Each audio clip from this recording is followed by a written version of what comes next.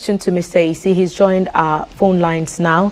Mr. Ayisi, thank you for making the time. This is the story that broke over the weekend and you issued a statement condemning it. Like Nasir is saying, the question is, what gives a mining company the idea that a national park could be given or granted as a space for mining activities? How did this happen?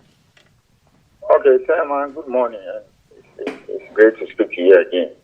First, I was not condemning it. I was just clarifying a few things. So I find your use of condemnation too strong. Anyway, what gives the mining company? Chairman, anybody can apply for a mineral right, okay? Typically, what you normally do is that you get study for geology, they look at the geological map of Ghana and try to put in application. Now, in our system, in our cadastre, which basically covers the entire area of Ghana, we have Forestry Commission, all the forest reserve, national parks, all those things in our cadastre. We have like the likes of Wager Dam, Bomb, water works, all those things to superimpose the areas that are hydrologically very sensitive. We have all these things given to us by this period of institution. Ramsar site. So those are superimposed on our mining cadastre. So when somebody makes an application, the first thing the system will notice is that the person has applied to prospect or mine for a mineral in an area where perhaps was in a national park, game reserve, a Ramsar site, etc. And then the first thing we'll do is to write to the person and say that this is in a restricted area, you cannot apply for a mineral right. So what I was expecting the CSOs to do, in fact, they had a workshop last week, they did invite us, but I think I was somewhere, I saw it later on. I will have attended. So when they claimed they saw the information on our website, I was thinking that they would call us, just like the way you have called me now to say, look, Martin, or Minerals Commission, we've heard about this or we saw this. Can you clarify, is this the case? They did not do that. So we have a rejected application for the very reason they also give. It's an ecologically very sensitive area. It's a tourist attraction. People go there. So there's no way to process an application. You cannot stop anybody from applying for a mineral. For example, when you go into the system right now, somebody can just submit an application. And only for us to realize that no, part of it or the whole application is an area where, for whatever reason, cannot be allowed for mining. It could even be a cemetery. It could even be a water body. So we saw that an application was rejected long ago. So they could have just, call us, and then tell us, look, we saw this, is this the case? They did not. And then in their seminar or workshop they had in Thursday, they raised this issue that, look, they are even going to give a mining lease or a mineral right to a company to, if you like, conduct mining activities operations in Kakum National Park. The application was rejected because we saw it.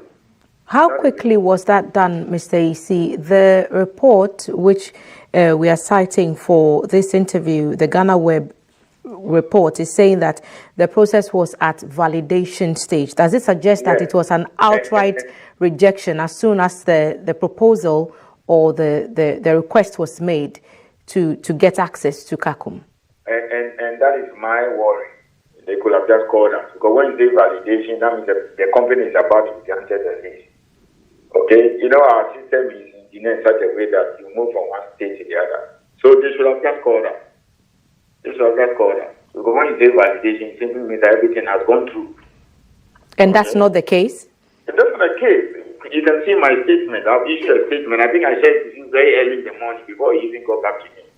That application has been rejected on the very ground they are talking about, in a very highly sensitive, ecologically very fragile area. There's no way we will do that. Okay? It's not even gotten a forestry permit or anything like that. It's rejected. It's not being considered. And then if you could read the last paragraph of my statement, I'll be very categorical. Under no circumstance whatsoever would the Minerals Commission process any application. Is there a consideration of a declassification of parts of the Kakum forest as a forest reserve for Ghana? Kakum is Kakum. Kakum is Kakum. It's a forest reserve. That is it. So it's not part of it. I think they are saying that part of the area is supposed to be, is being considered the map that the people submitted for the application. But I'm saying that whether it's even an inch, the whole thing will not be allowed. It's been rejected. And will not do it in future too. That statement has gone to the general public. Mr. Ayisi, when there is the need, we'll reach out to you again. But I hope you can appreciate the points that some people are making. Perhaps because of what we've seen in parts of the Achimota forest in Accra, where portions were declassified as reserves, the concern, I'm sure, you would appreciate them. Oh, I appreciate that very, very well. I appreciate that very well. I mean, people have every right to be outraged. You say, oh, there they go again or whatever. But then also, you also do us a lot of good if you cross-check your information. You see, I've now been, I have to come out and put out a statement and say, no, nothing like that is being processed, it's been rejected. What stopped the CSO? So, yes, they are free to do their work and pick information. We are in an era of right information. So they should be, and we collaborate a lot. So they should just check on us. And just a phone call. And many of them in that room that time, they know me. So they could have just called me or even reach out to Policy Commission. I'm very available. I'm visible when it comes to the media space. I say, please, we send this thing. Is it the case? Is it true? Can you check for us? But you don't go and have a meeting and make a statement and say, we are about granting license to a company in the Kakum National Park.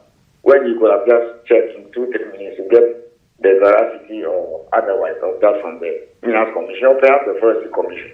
So tell us, nothing like that will be done now or in future. Definitely I'll see you on Wednesday morning on our usual, discussions of mine, and we'll discuss more about that. So Kakum is safe. No license to be considered now or in future for anybody to prospect or mine enemy. That is it. End of story. Thank you, Mr. Ayisi. We'll talk again very, very soon. Thank you. See you on Wednesday. See you Wednesday. Mr. Martin Kwekwe is the CEO of the Minerals Commission, responding to reports earlier indicating that parts of the Kakum National Park were being considered to be given to a mining company to prospect for gold. Minerals Commission says that is not the case and no portion of the park will be released for mining purposes.